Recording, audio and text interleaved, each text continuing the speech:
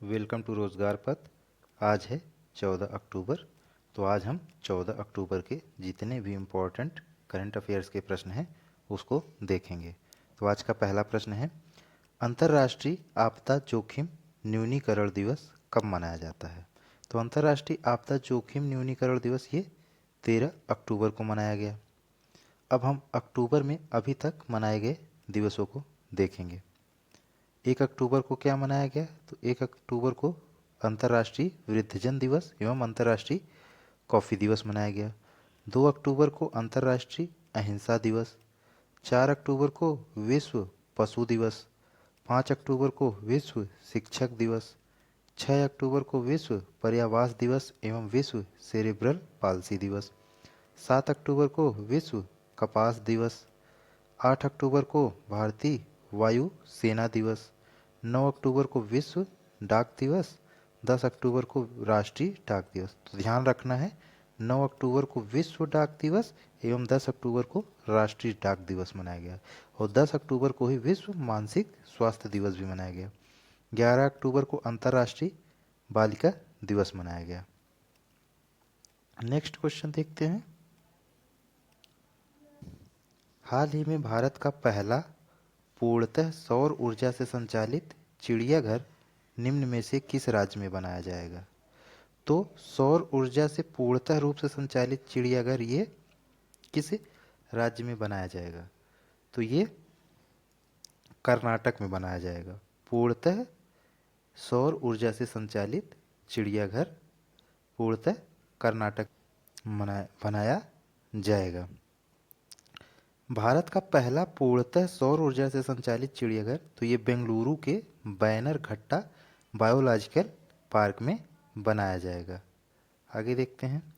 इस चिड़ियाघर की सभी बिजली की जो ज़रूरतें हैं वो सौर ऊर्जा से पूरी की जाएंगी। नेक्स्ट क्वेश्चन, हाल ही में किस देश ने अपनी सुरक्षा को मजबूत करने के लिए डी डोन नामक वायु रक्षा प्रणाली को विकसित करने की घोषणा की है? तो अभी ताइवान ने अपनी सुरक्षा को मजबूत करने के लिए डी डोन नामक वायु सुरक्षा प्रणाली को विकसित करने की घोषणा की है। तो ताइवान के जो राष्ट्रपति हैं लाइतो ने यह घोषणा चीन से बढ़ते खतरे के जवाब में की है। इस प्रणाली को इजरायली आयरन डोन के समान बहुस्तरीय वायु रक्षा प्रणाली के रूप में विकसित किया जाएगा। नेक्स्ट क्वेश्चन,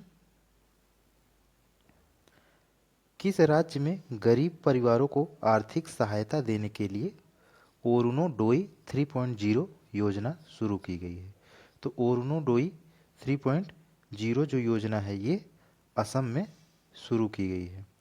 इस योजना के तहत राज्य के लगभग 24 लाख से अधिक आर्थिक रूप से वंचित परिवारों को वित्तीय सहायता दी जाती है और इनमें निम्नलिखित लाभ शामिल हैं, जैसे कि दवाओं के खर्च के लिए प्रति परिवार को 4,000 रुपये और दालों के लिए 200 रुपये और फलों और सब्जियों के लिए 150 रुपये दिए जाते हैं। तो ये ओरुनडुई 3.0 योजना के लाभ हैं। नेक्स्ट क्वेश्चन,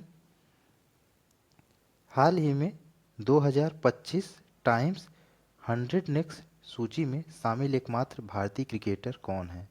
तो ये यशस्वी जायसवाल हैं जो अभी 100 नेक्स्ट सूची में शामिल एकमात्र भारतीय क्रिकेटर हैं।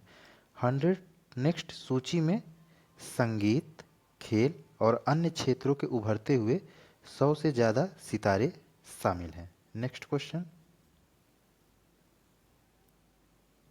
हाल ही में मरुस्थलीय मृदा निर्माण तकनीक का उपयोग करके किस राज्य में पहली बार गेहूं की खेती की गई है?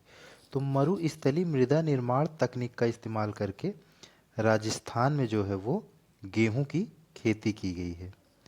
यह प्रयोग पश्चिमी राजस्थान के थार रेगिस्तान में विशेष रूप से आमेर जिले के बांसेली गांव में किया गया है। तो मरुस्थलीय मृदा निर्माण तकनीक का उपयोग करके गेहूं की खेती राजस्थान में की गई है।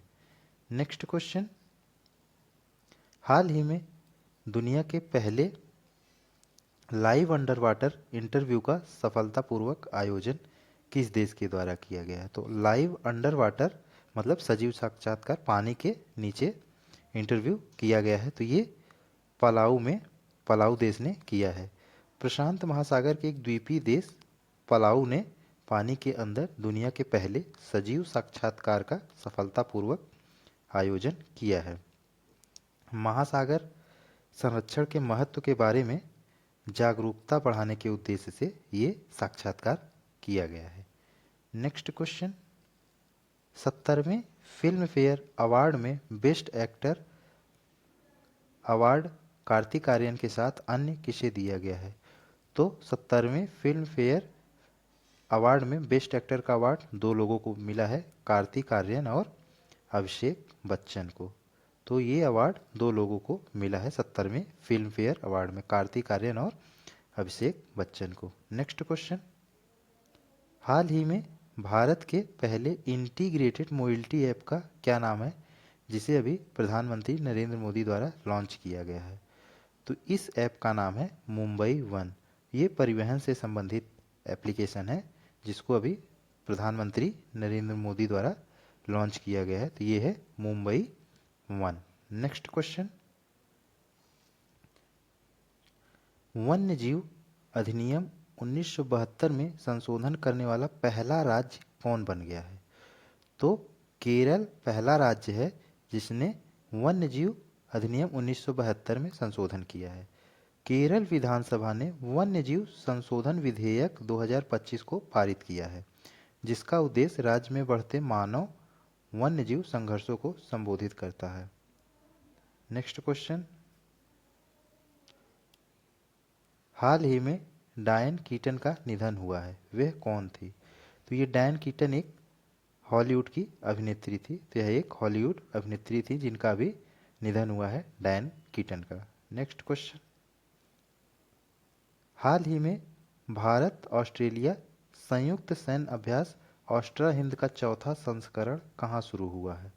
तो ये पर्थ में शुरू हुआ है।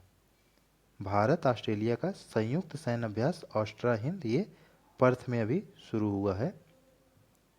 यह द्विपक्षीय अभ्यास अपने चौथे संस्करण में 13 अक्टूबर से 26 अक्टूबर 2025 तक आयोजित किया जाएगा। भारत और ऑस्ट्रेलिया का संयुक्त अभ्यास ऑस्ट्रा हिंद। नेक्स्ट क्वेश्चन, अमेरिका और किस देश के बीच नई स्टार्ट संधि को 1 वर्ष के लिए बढ़ा दिया गया है?